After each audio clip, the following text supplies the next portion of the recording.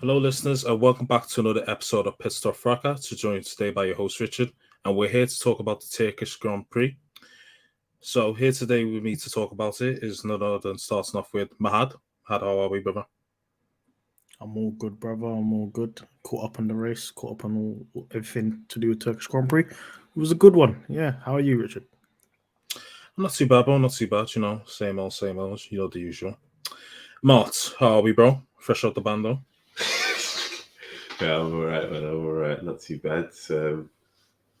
Yeah, it was a good weekend of racing, I suppose, this weekend. So it was nice to see.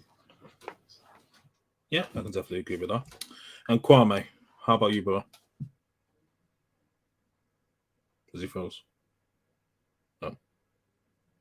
I saw my Wi-Fi, the buffering sign, so hopefully I'll be with you guys the whole way through. But yeah, you got the HMP Wi-Fi. The race was decent. Yeah, a bit jumpy, man. A bit ba-dum, but that's neither here or there. The race was okay. We'll touch onto it. Yeah, let's hope that HMP Chris Wi-Fi don't be kicking in too much this pod, but yeah, anyways. Free Chris. Yeah, free Chris, man. Free Chris. Fresh out the can. 23-hour bang up and all them thing there. Anyways, let's move on to quali, anyways.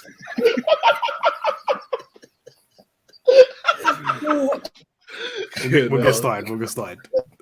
Apologize. I'm trying to stay professional. But if you listen to previous episodes and you know about Chris's internet, you'll be aware that is moving like Alison top end. Yeah, very dodgy internet. But yeah, Richard, go on. Anyways, thanks anyway, Mahad. Moving on to quali. Let's talk about Lewis's pace. The only person who did watch quali, Martz. Talk to me about Lewis's pace this weekend. Qualifying. All weekend he was quick. That new ICE they put in the car. Don't know what they done to it, but he was quick. He was very quick. He was fastest, I think, in all set in two sessions, the two first practice and second practice. And then he was that quali, he was just putting in lap after lap and it was just topping the charts. No one was coming close to him, really. I think Leclerc came close to him at one point in, Q2. But yeah, he was at 0.4 quicker than Bottas, I think, in the end. Oh, wait, no. I think it was... Him and Bottas end up being very quick, close. In first... Yeah. In Q3, I think, him and Bottas were quite close. But apart from that, everyone else was at least half a second off the pace. So whatever they done to that car, it definitely worked. It definitely worked on... I suppose we'll touch on it later a bit about Mercedes' pace as well. I think it's quite similar to, when Bottas put a fresh engine in Monza. He was just out here. He was just lightning. It looked like that. It did, yeah. So it might be the same ICE they put in, but they just didn't add all the rest of the packages that Bottas had probably at Sochi or something. So yeah, they just changed the engine itself, isn't it? They didn't change the whole MGUK and all the other components, isn't it? Yeah. No, they left all the hybrid stuff alone and just touched on the internal combustion engine and changed that. I think Toto was concerned about all the hybrid aspects of the engine, and that's why Bottas's one kind of failed after Russia and had to throw it away. So I think it's a smart move just to change the internal combustion engine because they were complaining about like a knocking sound. From what I heard from what Toto said anyway in the post-race interview. So it seemed like it worked. He was flying quali. Yeah, most definitely. Yeah, Mercedes did well, especially there was definitely on job today. On quali, definitely with their race pace and whatnot. So let's move on to the race. Bottas, he had a hell of a performance this weekend, didn't he?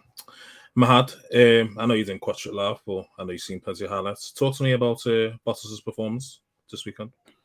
I rewatched the race this morning because I wasn't able to watch it live, unfortunately. But Bottas had a faultless weekend, I think. I think considering his quali pace and then the actual race, he got off to a really, really good start. People was just. I think most people thought Max was just going to eat him up at the beginning, and he'll be long gone. But he was quicker off the line than Max, and he had a actually faultless race. The race pace was there. We were worried about his ability to drive in the wet, considering last year and the amount of spins he had in Turkey. Probably one of the worst races in his career, and a bit of a redemption arc here, where he's managed to do a faultless race. He had one little error, I think, in the early laps where he kind of nearly lost control of the car. But from that, I didn't see any problems there. Quick pit, no problems from Mercedes. Was able to do the crucial overtake on Leclerc when he was going out long, and just coasted it home. I think he won by like 14 seconds, I think. Yeah, something like that, yeah. Which is surprising because he put 14 seconds on Verstappen's head top.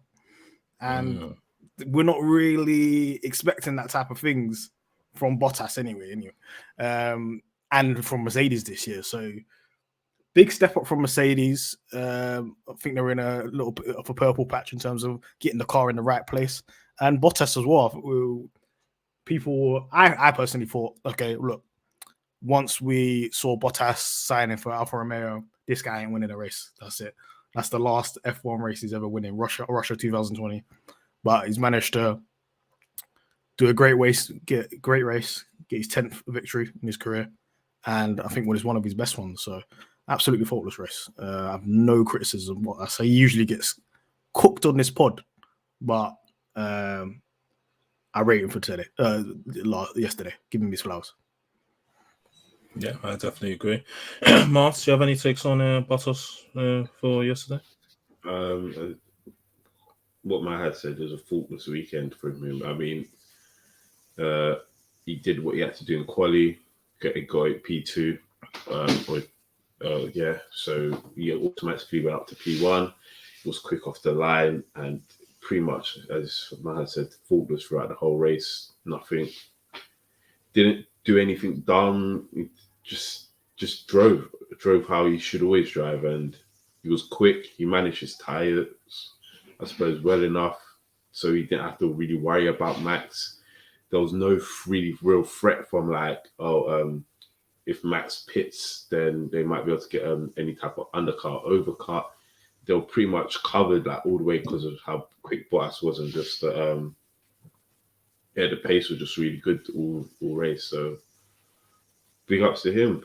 It's finally see him doing something good for once. So I think it's important to note as well that he did his job as a teammate as well by stopping Max from winning the race, because you're taking points out of your competitors' hands. And the fact that he managed to maximize the weekend and get max points, that helps with constructors, and it stops Verstappen gaining even more of an advantage in the Drivers' Championship. So I think it's well done all around for Bottas. And I think Mercedes and Toto and everybody else will be really happy with his performance. Yeah, I definitely agree. Yeah, it's definitely one of his best performances of the season, and probably one of his best in a while, for the last couple of years. So, yeah, I definitely agree with that. Anyways, moving on to something that happened just after the start, and that is the Gasly and Alonso incident. Kwame, do you think the penalty was correct for Gasly, or do you think it was incorrect? I thought it was a very, very harsh one. Very, very harsh. When during the overtake, there wasn't that much space, especially in a track like Turkey, quite a tight street circuit, trying to overtake. He tagged Alonso again. I don't think it was intentional, but he did, clip Alonso, and he did impact Alonso's race. So I understand why the stewards gave it, but I thought that was a bit harsh. But saying that, I thought like Alonso's penalty on Schumacher, his crash, I thought that was way more of a incident that should have been penalized rather than the one with Gasly on Alonso. Personally, I wouldn't have given it, but I understand why the stewards penalized Gasly. But also Alonso's incident, which happened same lap even when he got spun, I would have penalized Alonso for it, because at that point there was more space. It was just Alonso and Schumi, and then tangled. So it's a harsh, but I understand why the stewards gave Alonso a short. By the way, Alonso did get penalised for it as well, for that Schumi incident. He got a 5-second penalty. but I didn't see the incident to be there. So yeah, it's one of those things. Mahad, do you have any takes on the penalty? Or do you think it was Alonso terrorism as usual? Alonso's terrorism on Mick Schumacher. So that's 100%. That's a slam dunk penalty. But with the Gasly incident, it's kind of like FIA's kind of taking this line now where we don't care about if it's lap one or not, if it's a racing incident or not. We're gonna kind of punish the outcome rather than anything else. And it's a bit strange that Gasly got sandwiched. He got squeezed by Perez on the inside. Didn't have really anywhere to go. Alonso has every right to go right on the outside because the space is there. But when that space starts closing off as you're going side by side with him, and he gets nicked by Gasly, no reason at all. Obviously, there is a reason because Perez is squeezing him, but I would say it's more of a racing incident. Alonso said it was a racing incident at the end of the race. I don't think it's fair that Gasly had to hold a 5-second penalty and gets 2 lap points on his license for something that's not really his fault. It's kind of out of his control.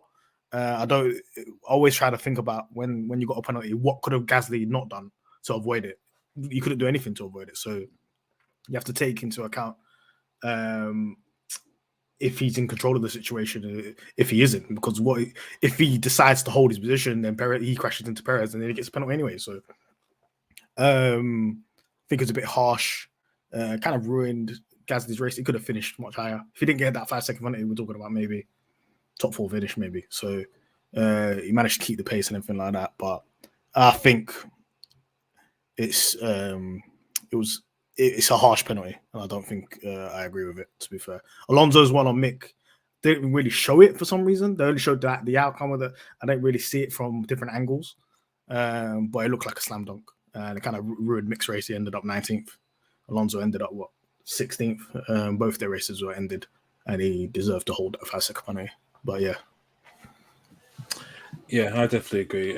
Yeah, the Gasly one was really, really harsh. We had Checo on the left-hand side of him, and there's not really much he could do. But yeah, the penalty points is a bit of a piss take as well, to be fair. But, at least Alonso did get punished in the end, in a way, for, terrorism on Mick. But yeah, anyways, it is what it is.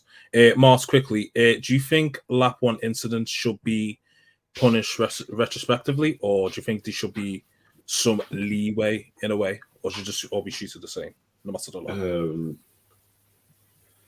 I think if you're going into the first 3 turns of a race, it's always going to be close. The cars are going to be close together. And if you want wheel-to-wheel racing and you want to make the cars, next year, they're going to bring in cars which are going to be meant to be closer together. And yeah, so you get more competitive racing. You're going to kind of expect it on the first, even on the first 2 laps, that there might be some contact. So I don't really see, as long as it's nothing outrageous, I don't see the reason as to why you'll punish it. It's just things that naturally happen, unless you're doing what Stroll and Bottas did the other day at where was it? Was it not Spa, the other one before that? Hungary. As long as you're not doing something like that, then I don't see why you're getting penalized. It's kind of a bit silly to me. I mean, they 2 points on the license, and 2 points on the license. Bottas and Stroll, and Gasly gets the same. And Stroll and Bottas was doing terrorism. Oh, it's ridiculous. And then you think about it, it even happened to Lewis as well earlier on this season, where him and Max had a tangle at Silverstone. It's wheel-to-wheel racing is the opening lap. That's kind of what you want to see. It's just it just doesn't sit right. But it is what it is, man. As long as they're consistent with it, it's not as big as a problem. But you'll like for drivers to be a bit more aggressive on the opening lap, even though it is still one of the most dangerous times during the race. That's the issue, though. I don't think the FIA are very consistent when it comes to penalty points or penalized decisions, like you just said. So Gasly would have the same 2 points for something that could be classed as a race incident compared to somebody like Stroll, what Tassi is doing, just up demolition derby in Hungary. It doesn't add up or make sense.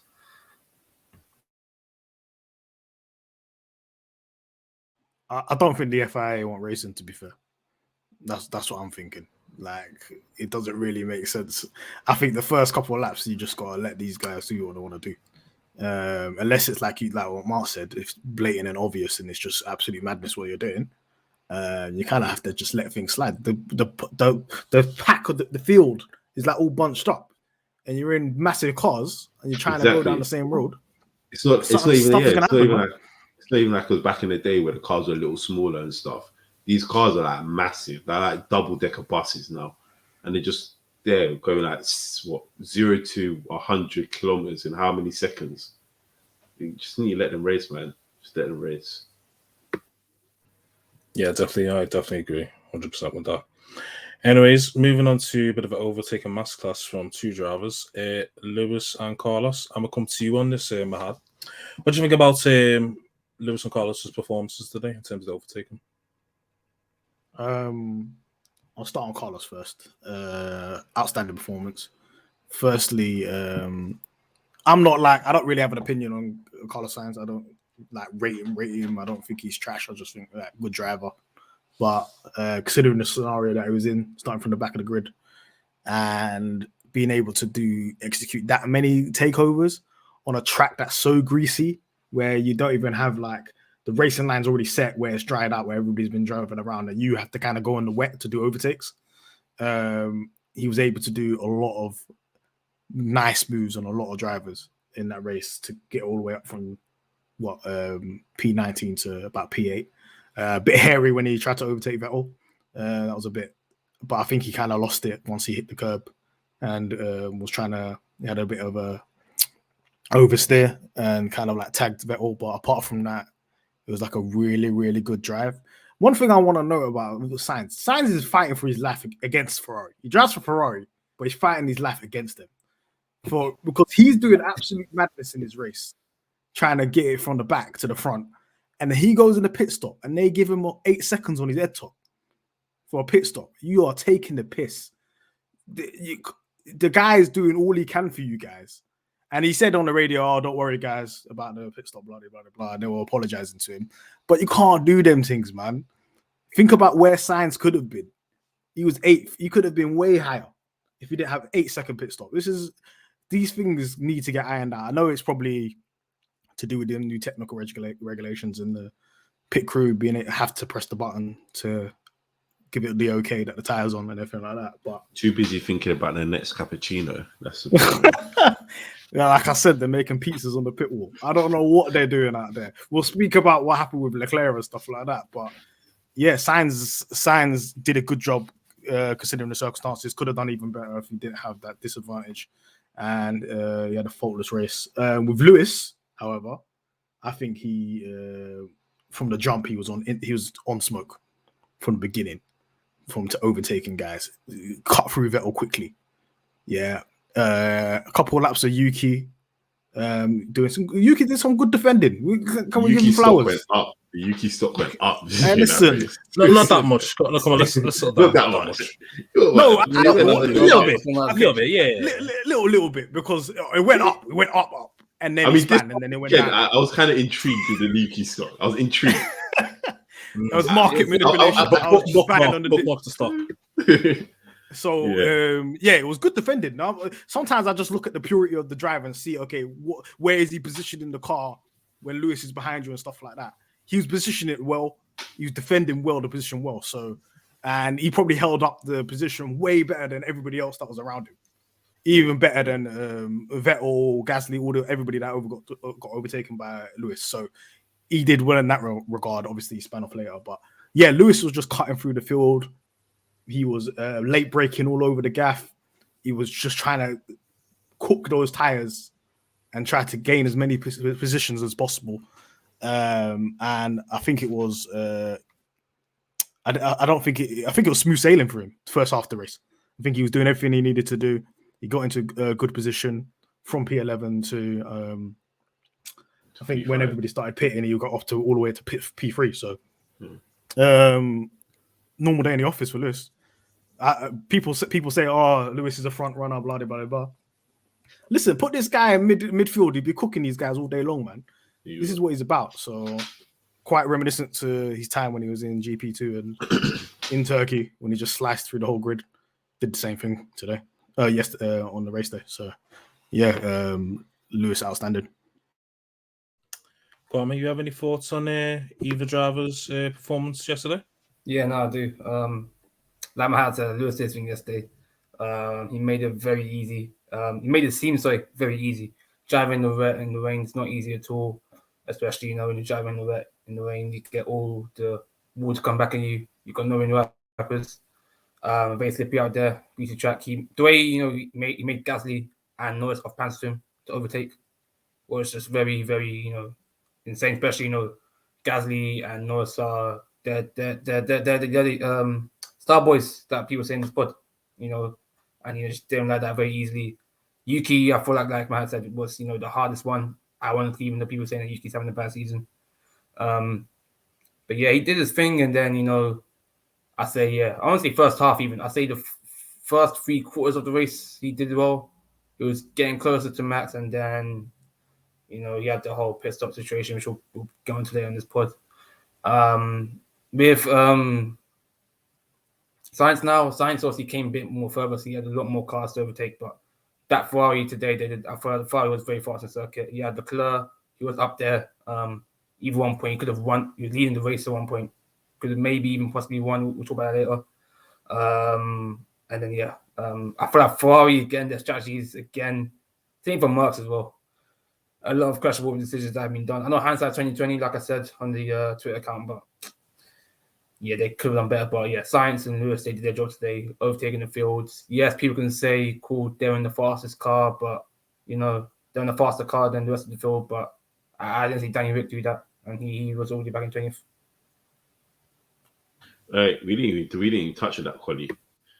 Sainz absolutely dunking on Danny Ric's head, just for bants. Hold that, Mahad. Hold that. Listen. Man. I will allow Daniel Ricciardo to go back on Fraud Watch. Maybe I was a bit too gassed and said take him off and all that kind of stuff. But I didn't watch quality. I just saw the piece. I just saw the timesheet and I saw he's back like he never left. He's back like he's never left. Wait, he's in the outback. I don't know where he's at. I don't know what he's doing. He's getting knocked out in Q3 twice in the McLaren. What are you doing? No, Q1 twice in the McLaren. You're taking the piss, man. Remember, Sainz is also not just that. To add insult to injury, Mick Schumacher in a Haas finished ahead of him. In a Haas. Yeah, that's wild. That's wild. Anybody that wants to defend Daniel Ricciardo on that one, you're gonna have to take a long, hard look at yourself in the mirror because that's a Haas, bro. You got to qualify by a Haas. That's that. When you put like a black mark on someone's record, that's a black mark on your record because, brother, what are you doing? I never watched quali, but it's probably something to do with like track evolutions and stuff like that. But Ferrari, it was just a poor drive from Ricciardo. That was it. I think it was a poor race. I think it was a poor race for Ricciardo as well. In reality, we're talking about what Sainz did and what you did.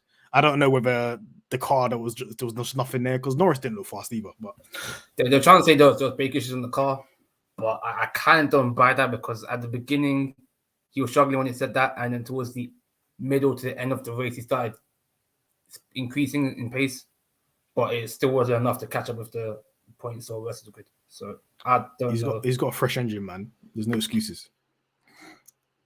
It's fresh engine, man. I don't know what to say, man. We'll speak about him at the end of the season when we do our review, when we do our grades and that. But he ain't getting an A. Tell you that. Yeah, most definitely. Yeah.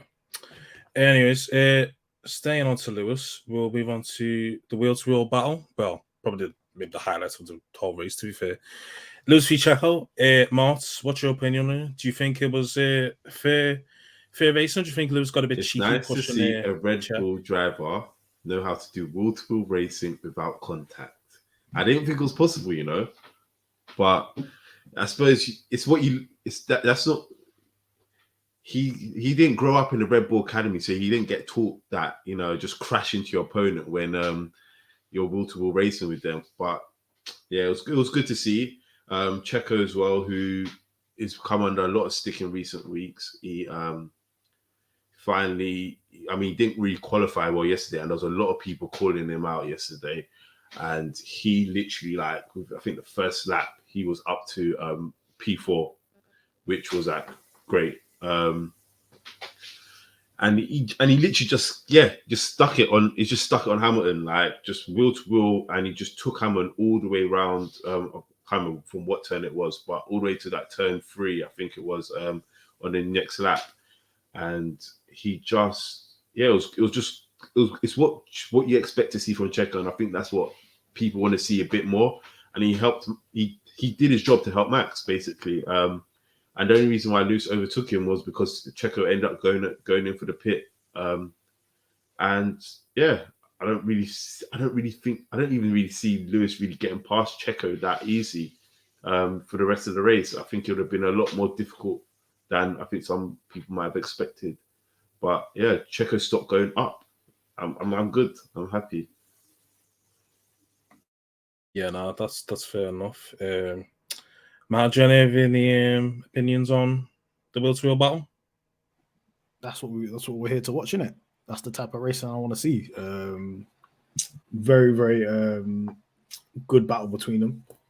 People are saying, "Oh, why is Perez cutting through the pit lane?" Yeah, because he got squeezed into the pit lane. But at the end of the day, I don't think anybody should get any type of penalty for that because a man want to see racing. Really, one thing that interested me, because I watched this morning, one thing that interested me was they both came out, when they got onto the pit lane straight. How fast is that Mercedes? Lewis was gone. He was gapping him. And I was thinking, okay. As well. And I'm thinking Merckx made some gains on straight line speed. Yeah, they had more down. They added more downforce to the car this weekend, so you can get past cars. So you could do better in the turns. But even though they're going to lose a bit on the straight, but even down the straight, they were still rapid, which was it was still a shock. But yeah, I think it was, and that's the kind of same thing. But same thing. Bottas was like. They said it was 1.4 seconds quicker, I think, down the straight. This new Merc. That's what Bottas was looking like in Monza as well. He was faster than everybody on the straights. He was off. So got a little bit of a rocket ship there. One thing that I was supremely impressed at. Look, Perez ain't that guy. Perez ain't that guy that you can think you can just dunk on.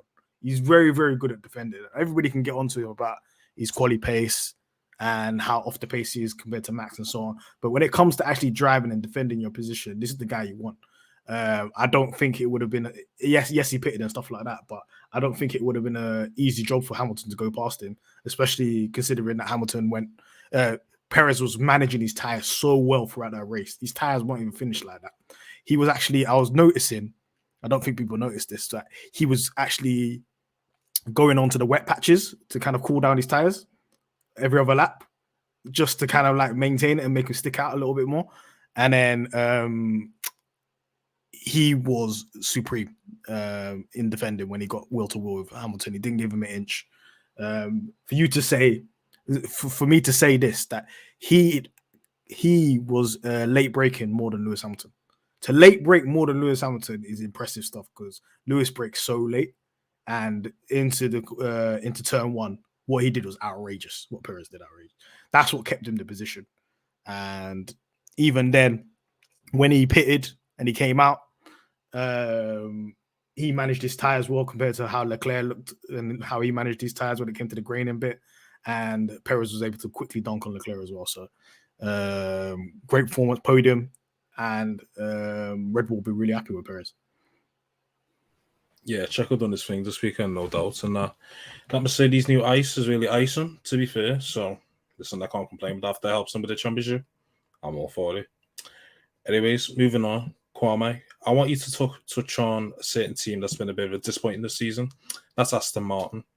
Now, I couldn't really recall too much of their decision to... One sec. No, wait. No. Listen, no.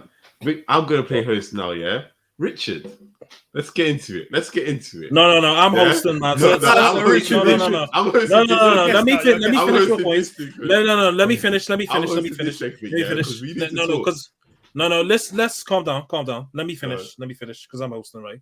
I did not see who made the decision in terms of whether Seb should go on mediums because I went away for a bit and then it seemed Seb sliding about on medium. So I'm like, what's happened here? So I can't give you the breakdown here. So Kwame, I'm gonna come to you. Can you tell me the breakdown of why Aston Martin? Shameless. This is so shameless. I'm not shameless. I didn't see. Away, I did not see it. So you went away for that second bit of the race. No, I went away and then I seen sound about a yellow tires. I'm like, what's going on here? And then he said it doesn't work. I'm just thinking, okay then. Kwame. So what do you understand by that, Richard? What do you understand about that? It doesn't work. I don't know who said. Don't you think it was a bit of a joint decision? No. They might have made. I don't know. I don't mean, know. Don't you think his race engineer would have been asking Seb, how does it feel? Do you think we could go on to sticks like every other person's race engineer was asking? I do not know. I don't know if you don't know. I don't know. Can you make an assumption? Can you make I've an assumption? I've got the answer. Whoever, listen. Whoever decision was, it was a bad decision. Like even before Seb pitted, whoever said yes to the agreement of it, it was a bad decision. That's that. I'm not defending it. I'm not saying it was the right, should have took the risk. It was a bad decision. Whoever suggested it, it's a bad decision because she never been brought up at all. That's that. Listen, it was partly your boy's decision, yeah. And we're gonna start making pretty come my way comps for him.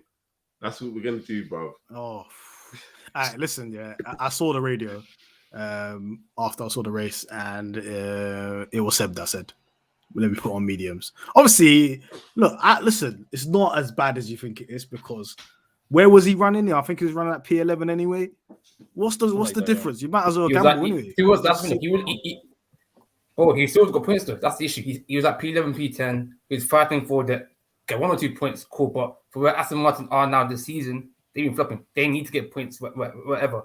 Especially when Alonso, is back in the grid due to him, crashing out, shooting whatever. It was a risk that was not worth taking. Like, okay, cool. Yes, the track might have been drying up, but it was still too wet for you to go on for the slicks.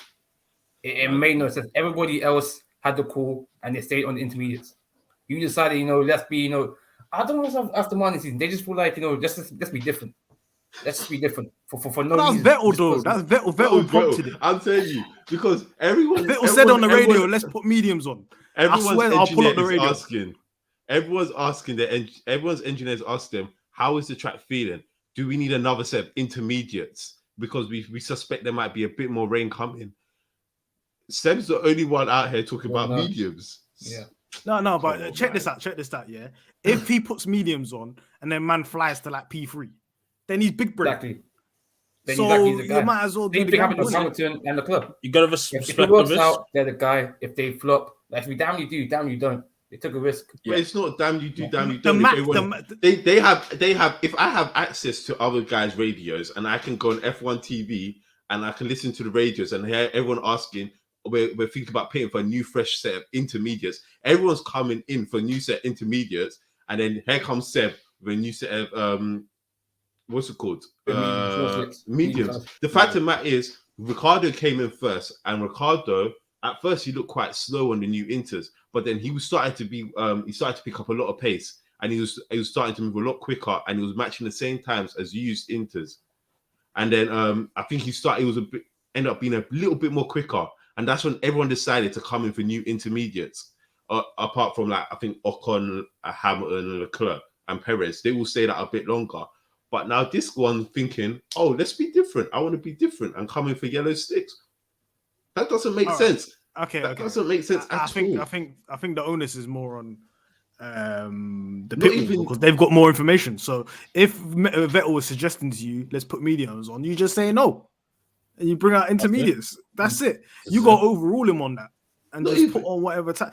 End of the day, the pit wall's deciding what tires are going on. Not you. You don't decide. Go for hards. The driver don't decide. He didn't want to go for hards. He went for mediums. It don't matter. Hards and mediums are the same. Yeah, it doesn't matter. When it comes to them conditions. All dry tire. It's still dry tire. I know it's a dry tire, but at least go for the harder compound. If he thought he was big brain, it didn't work. At the end of the day, okay, look, I know what Kwame was saying about points. He lost out maybe on P9 or that's P9. It's just this is small points. You might as well risk it and gamble it and try to get more. So. Yeah. And at the end of the day, Stroll got points anyway, but he was nowhere in the race anyway. Vettel was nowhere in that race before he got pitted. So he had to do something. He wasn't going to do it on sheer pace and sheer driving. But But yeah, I put out a set. It'd be part of his comp. If somebody makes a comp for him, He lost fail comp. 20 seconds. That That lap's 20 on fail seconds on one lap. 20 seconds on one lap. I put out a prediction, yeah, and I got everything wrong except for Seb spinning twice. That's it.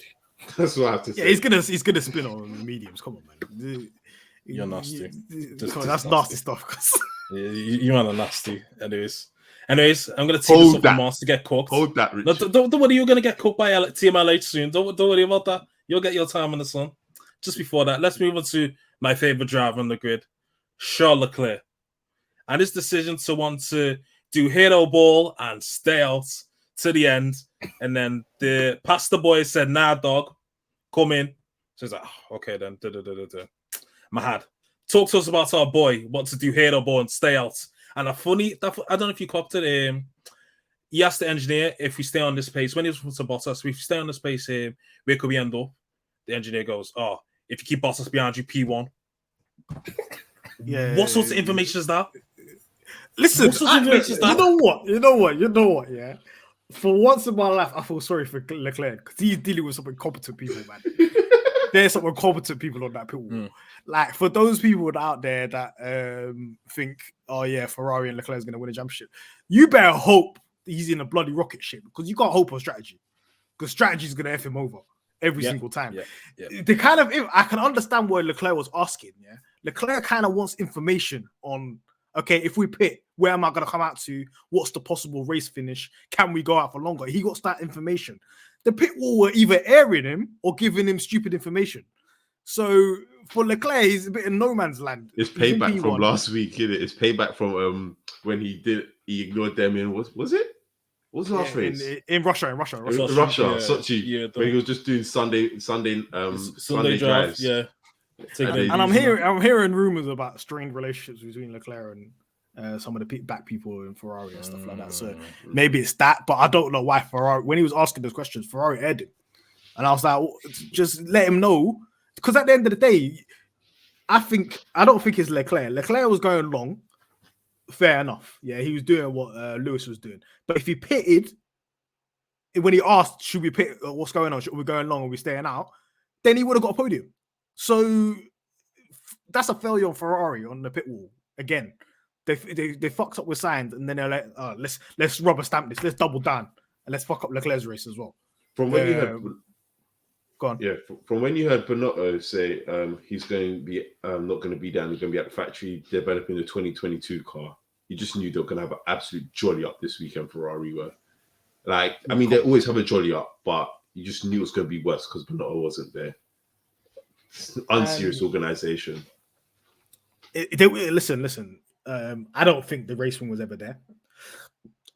He wasn't going to let them tires last all the way to the end, and even if he did, he would have got dunked on by Bottas and Verstappen. So I don't think it was there for him, but I feel like the feedback from the pit wall was not good enough and the communication was not there, and them selling them useless information. All you got to do is, it's not hard. All you got to do is see everybody else. You already got the information there from Daniel Ricciardo. He pitted way earlier. You could see what the inters are about. So just put on the inters. Don't, I'm in P1 and start panicking. What's wrong with you lot? You just fumble in the bag again. That's another podium fumbled for Leclerc. So he could have. I think he could even come out at P2 if he. He could have come out P2. If he pitted when he asked, I think there was enough time between him and Max for him to come out P2. So yeah, he was having a good race, keeping pace with Bottas and he had a good race overall. He was there. He could see them. It was only that whole like it was long gone situation that messed up. But from that decision, you could see from time you're seeing your driver locking up on corners because his tires are dusted. You need to pit. Just say box. Do what you need to do. Take control, because at the end of the day, sometimes that driver needs the guidance and needs the bigger picture, and he didn't get that. So usually I'm a big, as you may know, I'm not a big fan of Leclerc, but I'm putting this more on the pit wall today. The Ferrari are absolute shambles. And I think I know the hardest Ferrari fans will say they've been a shambles for a very long time in terms of strategy and deciding what to do. Yeah, most definitely. They definitely let down Leclerc today, but Ferrari's going to Ferrari, isn't it? Anyways, let's move on to the main topic at hand. What Martz is dead eager to talk about and get cooked over. Lewis wants to stay out. Martz, talk to me. I think it was the wrong decision. I think I think the result Lewis got was more on him and what he done today. But Mercedes did have a hand in it as well. They weren't giving him the right information. Like Leclerc, I think if they given him the information that maybe, all right, if you come out, you're going to end up P5. So when he pitted, I think they should have told him, if you pit now, you're going to end up P5 and behind Perez and Leclerc again. And then, yeah, I think that was misinformation from from Bono's part and the strategy team on Mercedes. But I think Mercedes told Lewis to come in twice before that, and he just ignored it. And he was the real one trying to play hero ball, and I don't understand why. There was no sense for him to be playing hero ball. When they told him to pit, he was already losing time to Verstappen. I think at one point he was 2 seconds behind Verstappen when Verstappen was going through his graining issues. And then when Verstappen's tires finished the graining issues and he was going normal, Lewis was losing almost 2 seconds a lap to Verstappen. And then Perez was gaining on Lewis as well. Sorry, no, Leclerc was gaining on Lewis. I think Leclerc had 1.3 seconds on Lewis in one sector. So Mercedes didn't do a good enough job telling Lewis about the timings and how much time he was losing. But then Lewis was very stubborn in a way, not trusting his team to come in. And I think that was my main problem with it. Lewis made the ultimate decision and he came out and said it. I should have probably, in hindsight, pitted when I was told to. But when Mercedes have to hold their hand up as well and just say when they did do it, it was kind of a dumb decision because you done 8 laps to go and he's going to get 2-3 good laps and he has to go for 3-4 laps of graining.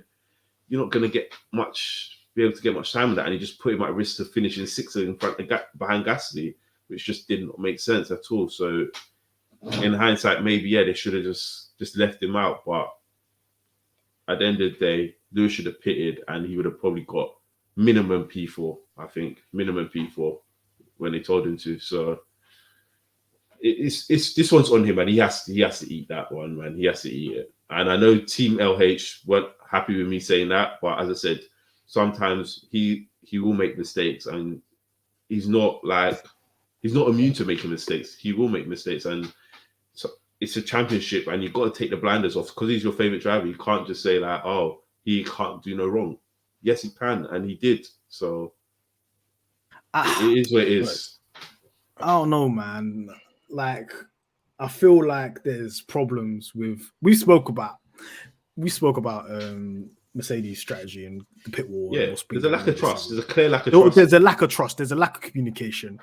There's problems within that relationship between the pit wall and their drivers in terms of being on the same page.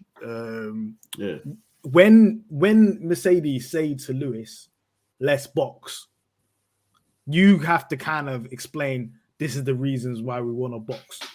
Yeah. Rather than just say let's box. Lewis is thinking what? Because I can understand Lewis because Lewis is driving, yeah, and obviously Verstappen's going through his graining issues, so he's getting a false perception of saying, "Oh, I'm actually catching this guy." Yeah, yeah. And with those tires, you could see it with Leclerc and Lewis. He was kind of Leclerc and Hamilton were quick in sector 2 because that was the drier part of the track. So when your tires are bald like that, you're gaining time there. But they were losing so much time in sector 1 and sector 3 that you have the possibility of getting dunked by a lot of people if you decided to stay out there. So they needed to be you need to put inters on. They needed to be more demanding. I know Lewis is thinking, "Oh, I've done this before. I did it last year. I can drive on cooked tires on intermediates. If it starts to get dry, I'm getting a P1," which is true. If it starts to dry out completely, which it wasn't throughout the whole race, it wasn't like last year where it started to get really, really the track started to get bone dry, and then having slicks tires was the right idea. It wasn't really that scenario, but I think Mercedes, the pit wall, they have to paint the scenario for him. They need to be constantly speaking to him and giving him the bigger picture, saying, okay, if you box now, you have fresh tires, you'll go through your graining issues, but then you have the potential to dunk on Perez and dunk on Leclerc and get a podium and get a P3 here. So you have to kind of give him the bigger picture and say, okay, if we box now, this is what happens. If we don't box, this is what's going to happen. You're going to finish P5, possibly P6, because you're going to have to go through that graining issues later. My thing also is that Lewis did it last week. At Sochi as well, and it almost cost him. Like he would have been slip and sliding like Norris at Sochi if he stayed out, and he ignored the call the first time, and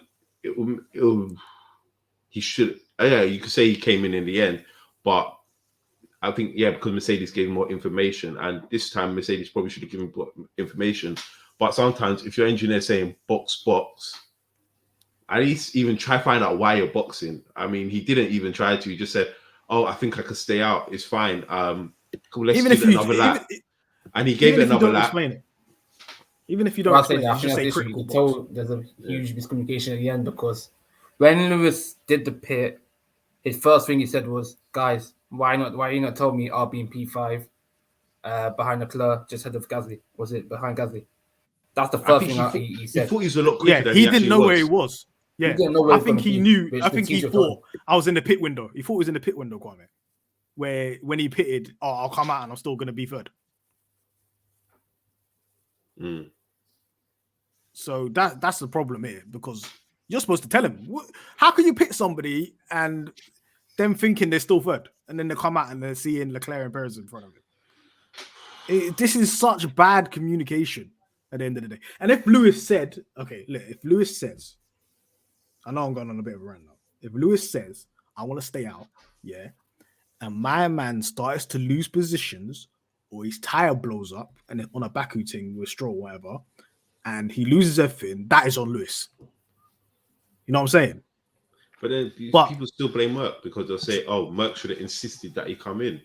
No, like, to the ardent kind of what we did to kind of what we did with McLaren last time. We said McLaren should have insisted that Norris come in, but they didn't. And if Mercedes aren't insisting, if Lewis decides to stay out and he still goes on and he ends up losing more and more positions, ends up 6th, 7th, and then everyone blames. No one's going to blame Lewis. They're always going to blame Mercedes because of their past history as well, because of how much that they've messed up this season. So Mercedes are always more likely to get the blame, and no one's really looking at what Lewis is doing as well this season. Do you think? No, go on. No, I was going to say, if he went long, he's finishing way lower than he did. P5 is the best scenario. He was going to lose positions. If we look at what Ocon was doing in that last lap, Giovinazzi was about to dunk on him. We're talking about he was losing, 5 seconds a lap. If Lewis started losing 5 seconds a lap, Norris is over. Ocon's tires were bleeding, man. Ocon's tires were bleeding. And if he has a DNF, what are we saying today? If Lewis tries to go the whole race, and remember, he's in a different scenario to Ocon. I know people are saying, "Oh, he's a better driver than Ocon." Obviously, he's a better driver than Ocon and stuff like that. This is Lewis. He's been pushing the whole race to overtake guys. Ocon ain't been doing that. So if he decides, I'm going to go long with these tires, and they blow up on him, and you have a DNF, that's the championship done. That's the championship done, basically. You can't have a DNF at this stage. So people are getting onto Mercedes for boxing at the end. They had to box him. That was like, they probably knew the tire pressures. They know information that we don't know, so they probably knew, look, these tires are gonna blow up, so we need to get points, or we're gonna be in issues there. So I can understand from Mercedes standpoint anyway. Go ahead, Original. Yeah, I was just about to ask you that question, but you already answered it on. Would Lewis have got away with it if he went long? But people are saying, because Ocon's tires and well, probably not, as you said, because he was pushing. So it was kind of right to pit in the end anyway. You see what Lewis's tires looked like what's it called? When they took them off, they were done. They were finished. It was slicks. They were basically slicks. he was going to be slipping and sliding at some point, man. He was going to be slipping and sliding. No, yeah, definitely.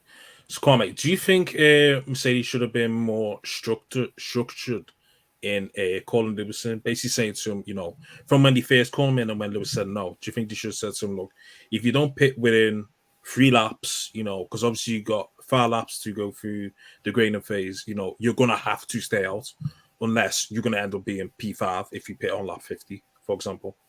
Yeah, 100%. I feel like, again, Mercedes and pit wall, like I said, they've got all the information. They've got all the, you know, the mathematical approach. You know, they can estimate how long the tire's going to last. You know, if the track's going to dry up or not. They've got all this information that the driver doesn't necessarily have or just got less information of.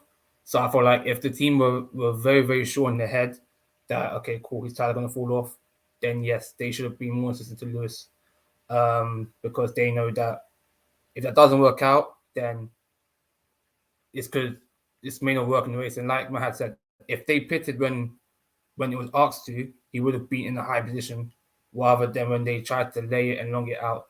And because you saw the tire, even when they changed to the inters, it was still slow because they still had the graining phase of the tires to get rid of, and it didn't work out in their favor. They were slower on the newer pairs of inters than the old ones was. If they pitted a bit more earlier, they would have gone through the graining phase, and then the new inters would have came into speed. So I feel like teams should be, if they're very, very sure and very, very confident in their telemetry, in what they're seeing in their data, they should 100% be more assistant to their drivers. It's always before last week with I'm sorry. I can't buy that, man. Like, you're a team. Like, that's their job. And I understand, yeah, Mercedes are messed up and stuff, and you will second guess what they're doing sometimes. But as a driver, you give feedback to the race engineer and stuff, and they'll make the strategy from that. But I can't put it down to someone saying they should have insisted more. Like, for me, for example, if you're revising for a test, yeah, and your teacher tells you, oh, revise for the test, but you're like, no, I'll be fine. I'm going to just walk into the exam hall and do it. You walk into the exam hall, you fail the test. Can you then blame the teacher and say, oh, the teacher didn't insist enough for me to revise? No. No, I hear that. You can't. You have to, like, you actually have to, like, sometimes just listen. And as I said, this is 2 weeks in a row now. This is 2 weeks in a row. I mean, yes, last time Mercedes insisted, but if you're not gonna come in when they tell you to, I can't put that on the team. Like, for me personally, I can't put that solely on the team. I think that's more on the driver. Like, you need to have a bit more faith in your team. And yes, it's difficult, but yeah. Listen, that's unfair. Do you know why? Because Lewis is driving at 200 miles an hour around the track. How is he going to know the bigger picture? These guys have to paint the picture for him via comms. I understand that. Your guys told you box. They said, all right, we'll give it one more lap and see what the data's saying. They told you to box again. They were still there waiting for him after another lap with the tires. And he just drove, he still went around. Like, what more can they do? What more can they do? That strategy team is on fraud watch. That's why Lewis knows they're on fraud watch. They told him, I can't listen. If someone's told you to do something and you've ignored it, and you think you know what's best, and Lewis should know that they have more information. If they tell him to box. Like, now he's come out and he's boxing. He's like, why I'm behind? I'm in P5, and he's like, oh, I didn't know that. Well, you wouldn't be P5 if you had boxed earlier, bro. If you had boxed earlier when you were told to, you wouldn't be in P5 right now. Yeah, but that's all hindsight, though. It's not hindsight. I saw it I said that as soon as it happened, I said it. This is on Lewis. Lewis ruined his own race today, and he was going so well. Okay, if Lewis decided to stay out, he would have cooked his own race. It would have been one of the dumbest decisions ever did. Like, to those people that think, yo, yeah, Lewis could do it. He did it last year. Them tires were down to the white line. If you got the white line of your tires, they're about to go. It's not like last year. Last year, they still had a little bit of grip on the edges. This year, you couldn't go long. So they should have made it abundantly clear you're not going long. the track If you was a lot more saw faster and got more grip as well. Ocon It's got a different overtaken track. Ocon got overtaken by what Sainz? Like 14 laps to go or something like that, yeah.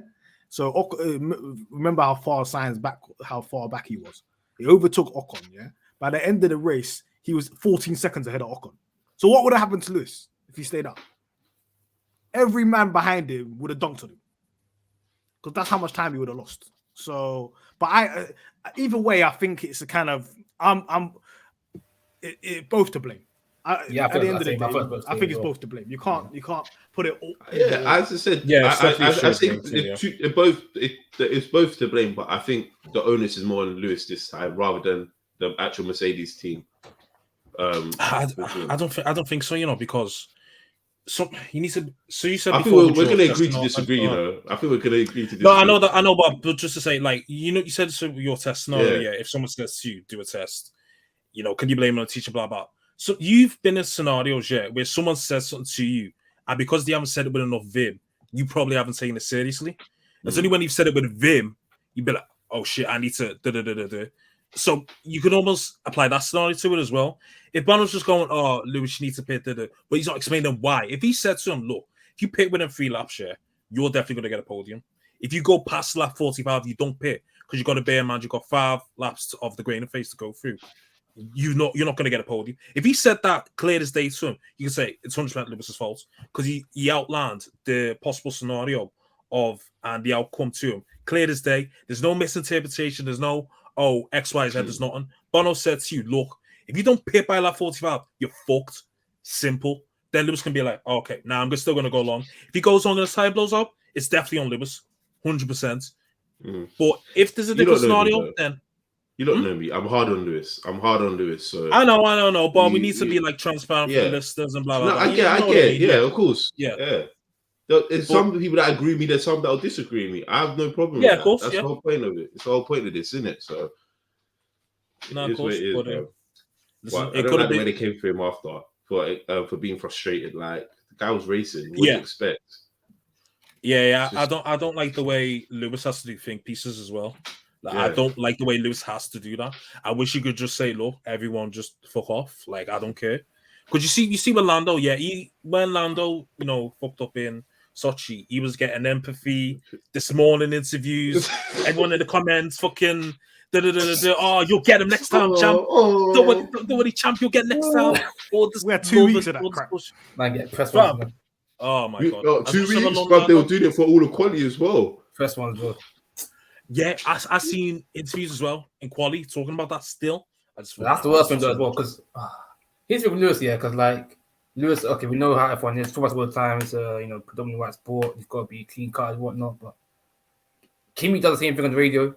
Yeah, I was about to say that. Yeah, it was a stupid drink, that he broke. Yeah, he broke himself. Yeah, I was in the video today of Kimi complaining about the drink. He said, "Oh, you can fix a fucking F1 car, but you can't fix something simple as a drink." Fam, he was going off. But, no one will say nothing because it's Kimi. We love him. Yes, I don't know. When they do say something about it, it's all funny. It's like, we're going to miss Kimi. Yeah. We're going to miss Kimi. Move, man. And then Lewis getting a bit frustrated. It's like, you didn't tell me we're going to be P5. And it's like, okay, you can be frustrated. Told him that, why did they tell him he was going to be P5? To me, that's just egregious. They shook of him. Like I said a long time ago in one of the early episodes, I said, listen, Lewis Hamilton is Mercedes strategy. That man, I shook of him. It's like LeBron in the NBA, innit? It's player power. He has more power than the actual team. That's the problem. And I think that's the case. Lewis is all his championships is kind of weighing in on the team now. They're like, we don't want to second guess him because he's done so much amazing things. And I think they're putting a bit too much trust into him now. And they're not trusting that, and he's not giving them that same trust, and they're not trusting themselves because of how much they've messed up. I think they need to do a whole review of that whole team, man. That woman that's on maternity leave or whatever, she needs to come back and fix that team up quick time, bro. Good now. Right. They need to have a counselling session. They need to have a team away day, one of them ones. Team bowling session. Team bowling or something. Do you know what I mean? Yeah, just get everyone's head sorted and whatnot. Anyways, moving on to second to last bit of the day. Driver of the day, Mahad. Who's your driver of the day? Never really thought about this, Especially candidates, isn't it? There's Bottas, Sainz, maybe Checo. I can't think of four, to be honest. The easy choice would be Sainz, and I assume that Sainz won on the fan vote or whatever. Yeah, he did. Yeah, It would have been Sainz just because of the amount of people they overtook. To me, I think it's Perez. Got all the things that I said previously about him managing the tires, managing to hold off Lewis, managing to get a podium. He had a bit of a faultless race. So it's either between Perez and Bottas. Bottas has a walk in the park today at that race. He had an absolute walk in the park.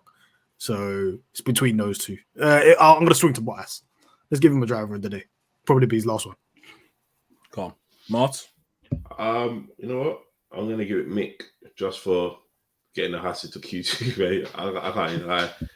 Charity session. That's not. Listen, it's for Sunday. It's for Sunday, fam. Not for Saturday. Listen, you don't give George driver days for Saturday all the time, bro. Let me give it to Mick. This guy hates Russell. Boy, you know. Mick for getting the hassle to Q2, bro. Yeah, calm, man.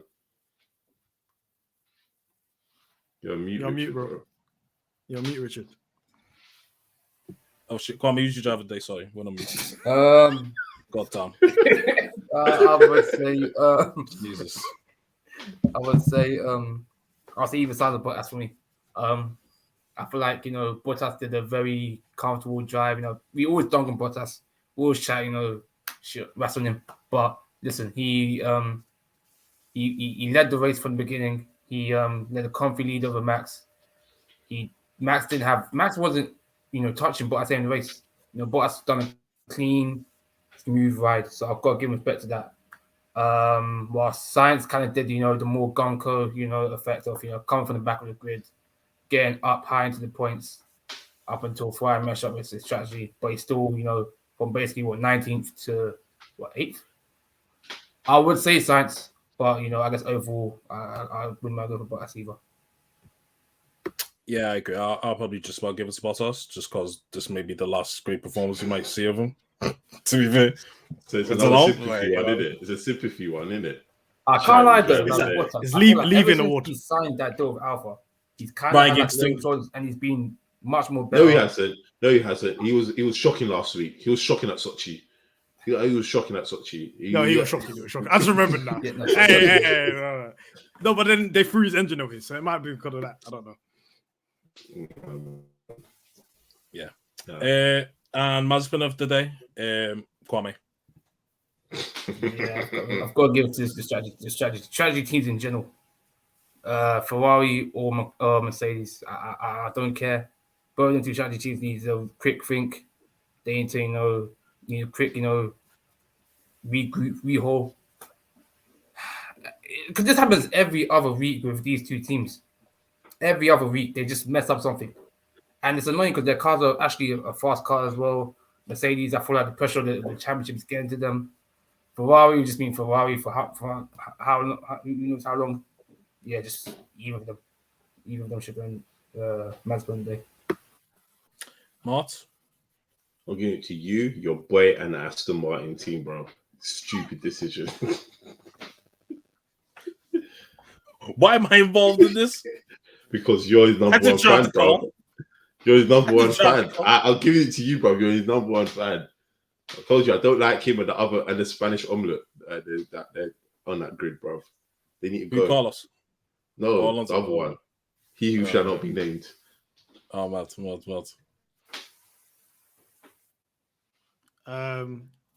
Mazepin award. I was gonna give it to Ferrari.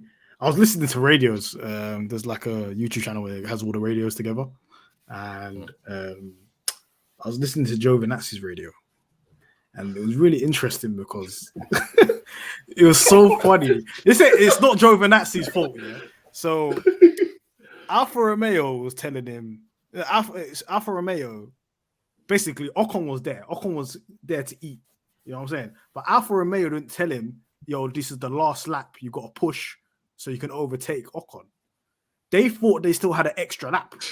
What? So they didn't tell him to push. And then Joe Manax is kicking off on the radio like, what's going on here? Why didn't you tell me this is the end of the race? You didn't tell me to push for the last lap.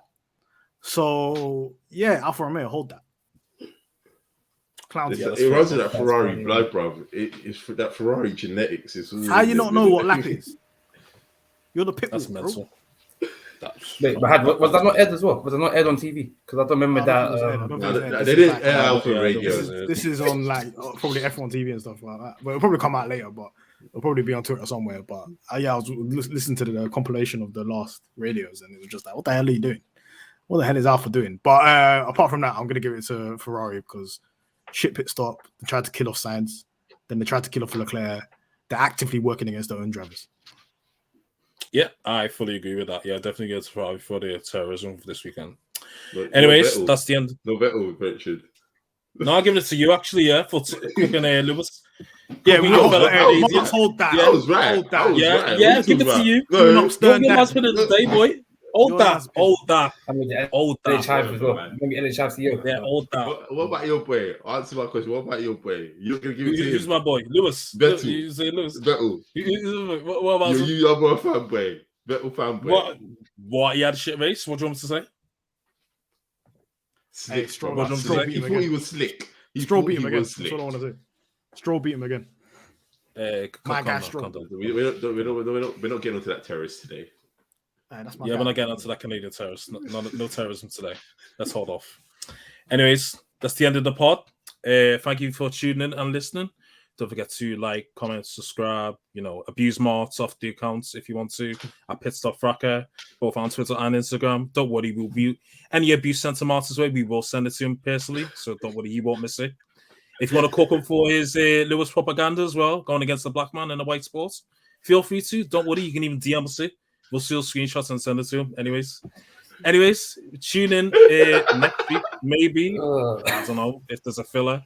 If not, you'll see us at Austin, Texas. Not literally, but reviewing it. Anyways, And Sky, leave peace. PDR at home, bro. Leave him at home. He didn't get his visa, man. Don't worry about it. That's good. Peace.